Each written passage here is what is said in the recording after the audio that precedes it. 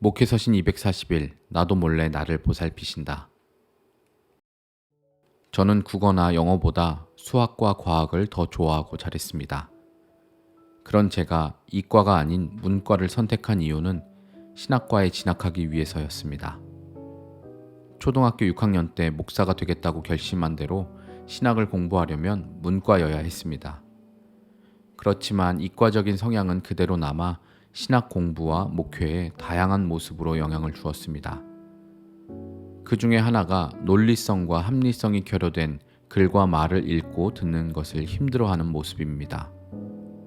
스스로도 어떤 글을 쓰거나 말을 할 때면 충분한 논리적 엄밀성과 과학적 합리성을 갖춰야 한다는 강한 부담감을 느낍니다.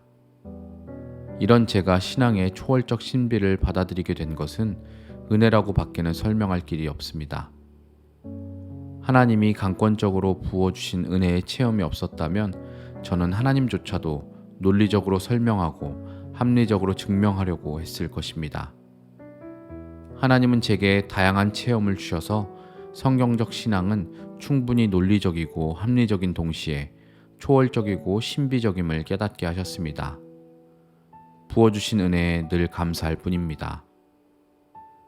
바울은 곁에 서신 주님으로부터 그토록 보고 싶었던 로마에서도 주의 일을 증언하게 될 것이라는 확증을 받았습니다.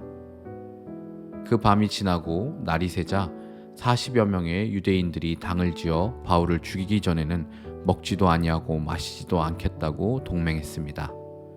그들은 대제사장들과 장로들에게 가서 바울을 죽이기로 굳게 맹세하고는 더 자세히 물어보는 척하면서 바울을 데려오면 죽이기로 준비했습니다.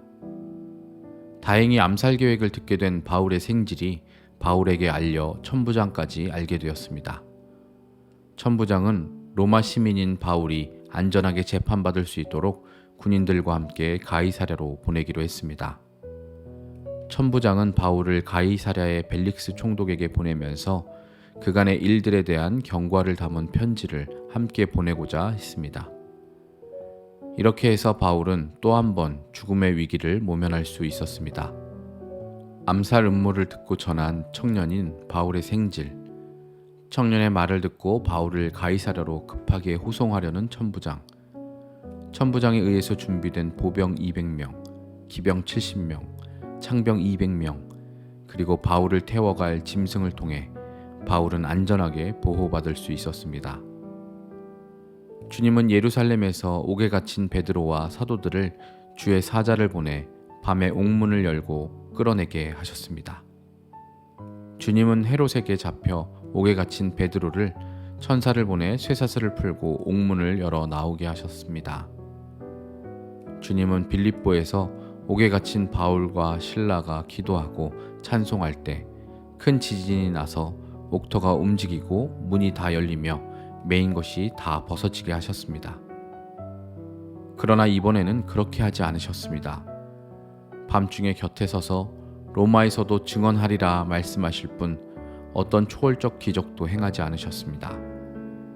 다만 한 청년의 기지와 천부장의 합리적인 판단이 죽음의 위기를 모면하게 했을 뿐입니다. 주님은 옥에 갇혀 죽음의 위기를 만난 바울을 위해 아무 일도 하지 않는 것만 같습니다. 우리는 때로 초월적인 기적을 구합니다. 기적적으로 병이 낫기를 구합니다. 어려운 형편이 기적적인 도움으로 풀리기를 구합니다. 그리고 누군가는 기적으로 병이 낫기도 하고 특별한 도움을 얻기도 합니다. 그렇지만 우리들 대부분은 어떤 초월적 기적도 없는 일상을 살아갈 뿐입니다. 그렇게 일상을 살아가던 어느 날 문득 주님의 일하심을 깨닫게 됩니다. 바울의 생질이 암살 음모를 듣고 바울과 천부장에게 알리고 천부장이 바울의 안전한 호송을 준비합니다. 일상에서 벌어지는 지극히 상식적인 일들을 통해 하나님은 바울을 보호하셨습니다. 이렇듯 주님은 숨어 계시는 듯 보이지만 우리를 위해 일하십니다. 우리가 주님을 보지 못할 때도 주님은 우리를 살펴보고 계십니다. 우리가 주님의 손길을 느끼지 못할 때도 주님은 우리를 보살피고 계십니다. 주님은 우리도 몰래 우리를 보살피십니다. 하나님께서 너도 몰래 너를 보살피셨다. 이스라엘의 하나님 구세주께서 너를 보살피셨다. 이사야 45장 15절 공동번역 성경. 목회서신 240일 사도행전 23장 12절부터 30절까지 말씀. 2021년 9월 1일 수요일 아침 권종열 목사. 사진 속초 칠성조선소 북살롱. 가난했던 어린 시절을 떠올리게 하는 오랜 흔적 앞에서 감사를 떠올립니다. 주님을 초월적 기적으로 만난 것은 손꼽을 만큼이지만 주님은 늘 언제나 늘 가까이 계시며 보살피셨습니다.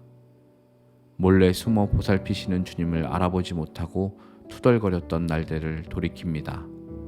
늘 보살피시는 주님 고맙고 감사합니다.